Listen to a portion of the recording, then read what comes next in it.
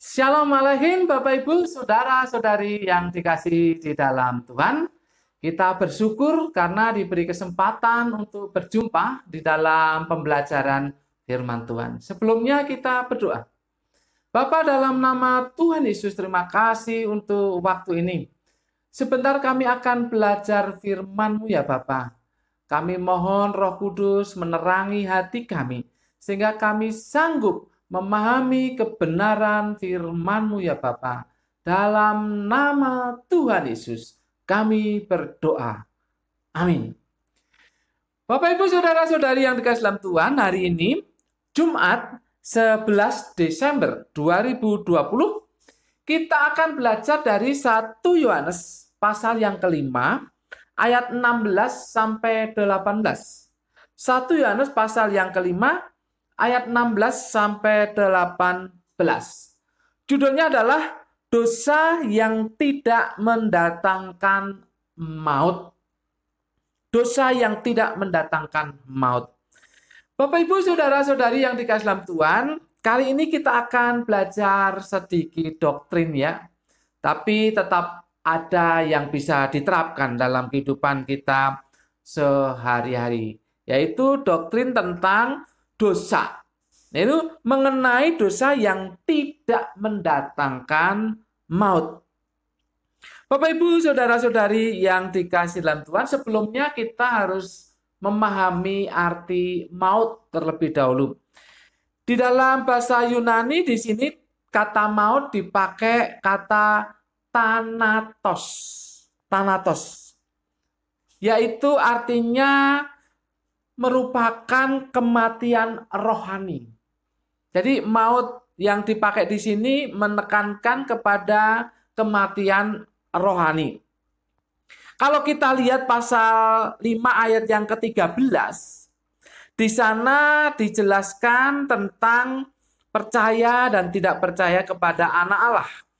Dan kalau kita lihat dosa yang mendatangkan maut di sini, yaitu kematian, adalah dosa yang tidak percaya kepada anak Allah.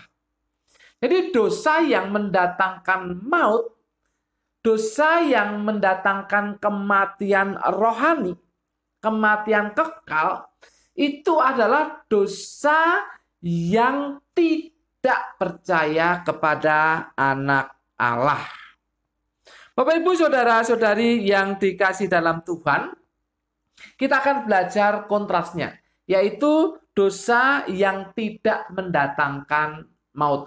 Sekali lagi saya ulangi, dosa yang mendatangkan maut adalah dosa yang tidak percaya kepada anak Allah, yaitu Yesus Kristus. Sekarang kita belajar tentang dosa yang tidak mendatangkan maut. Untuk perkara ini ada 3 pelajaran penting yang harus kita pelajari di sini. Yang pertama, kita harus mendoakan orang yang berbuat dosa yang tidak mendatangkan maut. Sekali lagi, kita harus mendoakan orang yang berbuat dosa yang tidak mendatangkan maut. Kita baca ayat yang ke-16. Kalau ada seorang melihat saudaranya berbuat dosa, yaitu dosa yang tidak mendatangkan maut, hendaklah ia berdoa kepada Allah dan Dia akan memberikan hidup kepadanya, yaitu mereka yang berbuat dosa yang tidak mendatangkan maut. Jadi harus berdoa. Kalau ada saudara kita, ini yang dimaksud tentu saudara seiman, yang berbuat dosa yang tidak mendatangkan maut. Artinya dia masih dalam posisi percaya kepada anak Allah, tetapi berbuat dosa. Nah, orang itu harus kita doakan. Jadi kalau kita melihat ada saudara kita yang berbuat dosa yang tidak mendatangkan maut itu, kita harus mendoakan. Di sini dikatakan melihat. Melihat dipakai kata eido. Eido itu kata Yunani yang berkala aoris 2. Jadi kata dasarnya horao. Itu pengertiannya adalah melihat secara kasat mata.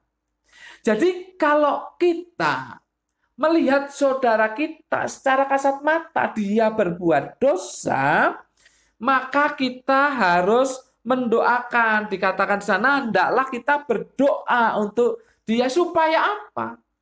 Supaya diampuni dosanya. Kan tidak mendatangkan maut.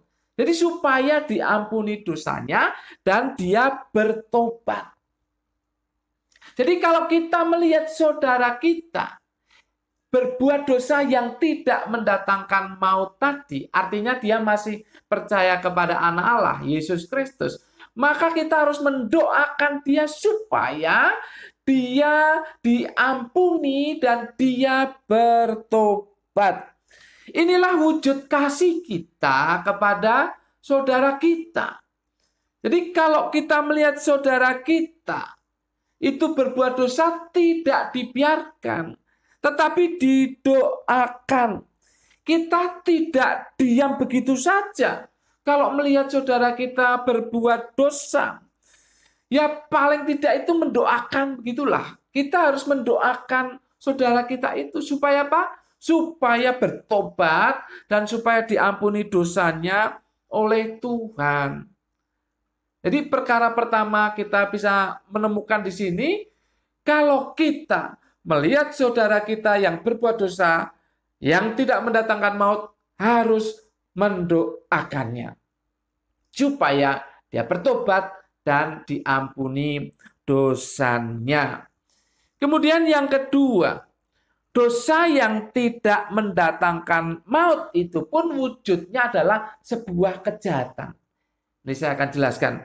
Dosa yang tidak mendatangkan maut pun wujudnya adalah sebuah kejahatan. Perhatikan ayat 17. Semua kejahatan adalah dosa, tetapi ada dosa yang tidak mendatangkan maut. Jadi maknanya bahwa sekalipun itu dosa tidak mendatangkan maut, tapi itu kejahatan. Itu kejahatan. Kata kejahatan dipakai kata adikia.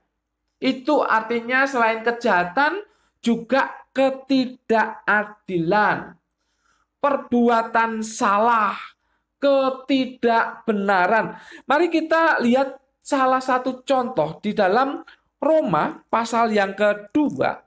Roma pasal yang kedua ayat yang ke-8. Saya bacakan. Tetapi murka dan geram kepada mereka yang mencari kepentingan sendiri, yang tidak taat kepada kebenaran, melainkan taat kepada kelaliman. Nah inilah kejahatan, inilah dosa, yaitu tidak taat kepada kebenaran, tapi malah taat kepada kelaliman. Wujudnya jelas sekali, mencari kepentingan sendiri. Ini kayaknya sederhana, kata-kata mencari kepentingan sendiri. Tetapi ketika seseorang, ini orang percaya nih, mencari kepentingan sendiri. Jadi taatnya itu kepada kelaliman dan tidak taat kepada kebenaran, maka itulah kejahatan. Dan itu salah satu dari dosa yang tidak mendatangkan maut tadi. Artinya apa? Jadi orang percaya tidak boleh mementingkan diri sendiri. Tidak boleh mencari kepentingan sendiri. Itu kejahatan. Kejahatan rupanya, ya. Kalau dilihat dari Roma 2 tadi, kejahatan. Dan itu dosa, walaupun itu dosa yang tidak mendatangkan maut. Tapi termasuk kejahatan. Jadi egois. Apa-apa saya, cuek dengan orang lain, terserah orang lain, tidak peduli sama orang lain. Itu kejahatan. Dan itu salah satu dari dosa yang tidak mendatangkan maut itu. Bapak, Ibu, Saudara-saudari yang dikasih dalam Tuhan, segala bentuk perbuatan yang tidak sesuai dengan kebenaran, itulah kejahatan dan itulah dosa. Sekalipun itu dosa tidak mendatangkan maut. Jadi segala bentuk perbuatan, perkataan, pikiran, sikap hidup yang tidak sesuai dengan kebenaran, itulah dosa. Walaupun dosa yang tidak mendatangkan maut. Yang ketiga, orang percaya tidak hidup dalam dosa, sekalipun dosa yang tidak mendatangkan maut. Jadi orang percaya tidak hidup dalam dosa, sekalipun itu dosa yang tidak mendatangkan maut. Perhatikan ayat yang ke-18. Kita tahu bahwa setiap orang yang lahir dari Allah tidak berbuat dosa, tetapi dia yang lahir dari Allah melindunginya, dan si jahat tidak dapat menjamahnya. Tidak dapat menjamahnya.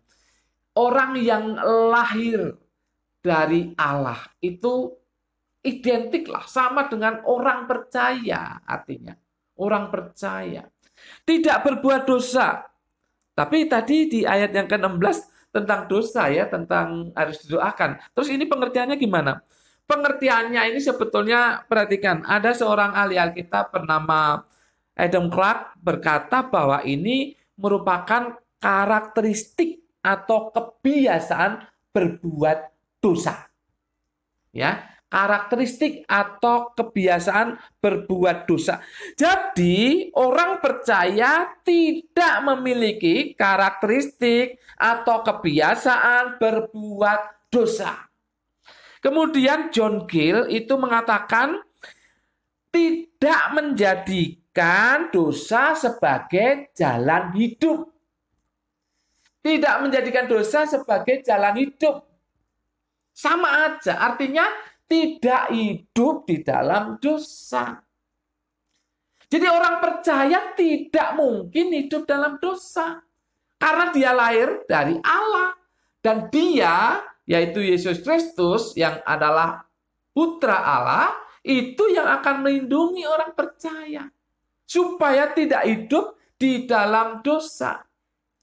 Kalau jatuh masih ada kemungkinan. Tetapi tidak hidup.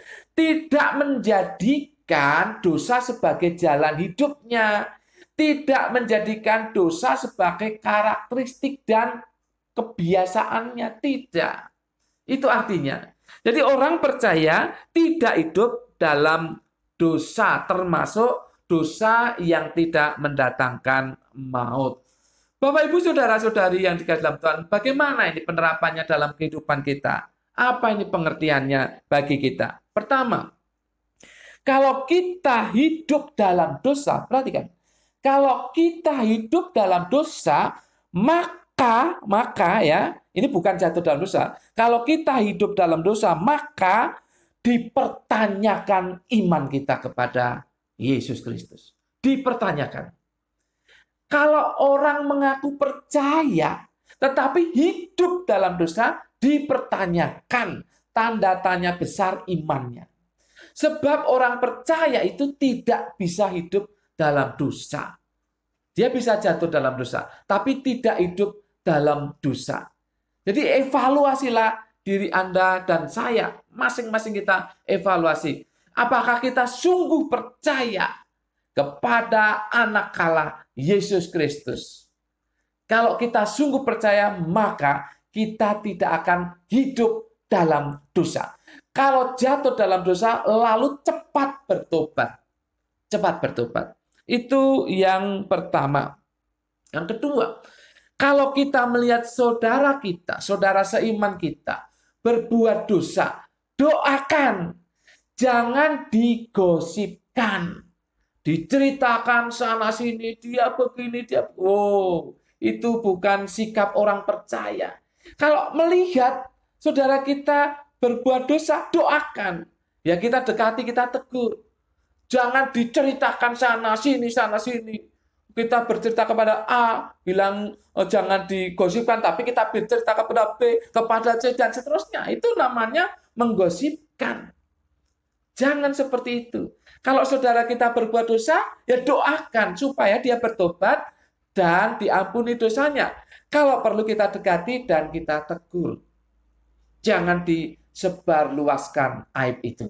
Karena itu saudara kita. Yang ketiga, kita tetap percaya kepada anak Allah. Ingat, kita tetap percaya kepada anak Allah. Karena dia yang akan melindungi kita. Supaya tidak hidup dalam dosa. Dan dengan kekuatan Roh Kudus, Kita melawan keinginan dosa.